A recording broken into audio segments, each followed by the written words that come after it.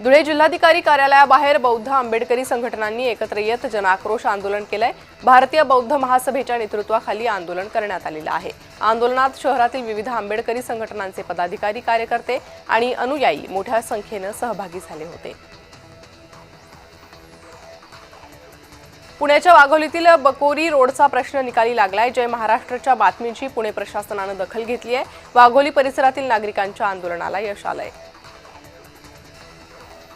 धुळ्यात व्यापारी महासंघाकडून मूक मोर्चा काढण्यात आलाय। आग्रा रोडवरील नो हॉकर्स झोनची अंमलबजावणी करा अशी यावेळी मागणी करण्यात आली आहे। मोर्चाच्या पार्श्वभूमीवर आग्रा रोडवरील व्यावसायिकांनी दुकानं बंद ठेवली। वनराज आंदेकरची पत्नी सोनाली आंदेकरला पुणे पोलिसांनी ताब्यात घेतले। पुणे पोलिसांकडून सोनाली आंदेकरची चौकशी करण्यात आली आहे। आयुष कोमकर हत्या प्रकरणात सहभाग असल्याचा संशय व्यक्त केला जातोय। स्वस्थ नारी सशक्त परिवार अभियानाचा शुभारंभ पंतप्रधान नरेंद्र मोदींच्या हस्ते करण्यात आलाय। अभियानाचा शुभारंभ धुळे जिल्हा शासकीय सामान्य रुग्णालयात करण्यात आला। रुग्णालयात भाजप महिला मोर्चाच्या प्रदेश उपाध्यक्ष जयश्री अहिरराव, उपमहापौर कल्याणी अंपळकर यांच्या हस्ते करण्यात आला। मनोरमा खेडकर यांच्या पुण्यातील घराची झाडाझडती करण्यात आली आहे। नवी मुंबई आणि पुणे पोलिसांकडून झाडाझडती करण्यात आली असून मनोरमा खेडकर यांच्या वकिलासमोर घराची झाडाझडती करण्यात येते।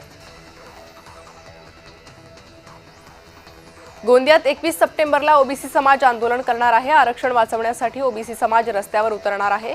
आरक्षणाच्या मुद्द्यावर ओबीसी समाजाची संतप्त प्रतिक्रिया ऐकायला मिळते। आयएमएच्या राज्यस्तरीय बंदला कल्याणमध्ये उत्स्फूर्त प्रतिसाद मिळालाय। शेकडो रुग्णालय आणि 500हून अधिक डॉक्टर यामध्ये सहभागी झाले। वैद्यकीय सेवा ठप्प झाल्याने रुग्णांची मात्र गैरसोय होत असल्याचं पाहायला मिळतंय। पुणे शहरातील मध्यवर्ती रस्त्यांवर पाणी साचलंय। पाणी साचल्यानं आणि भिडे पूल बंद असल्यानं शहरातील मध्यवर्ती भागात मोठ्या प्रमाणात वाहतूक कोंडी झाली आहे।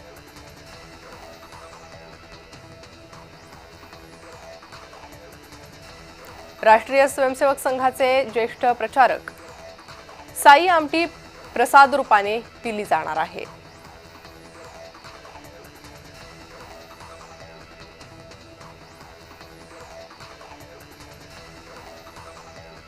हैदराबाद गॅझेटला आव्हान देणारी जनहित याचिका फेटाळण्यात आली आहे। ॲडव्होकेट विनीत धोत्रेंची याचिका मुंबई उच्च न्यायालयाने फेटाळली आहे।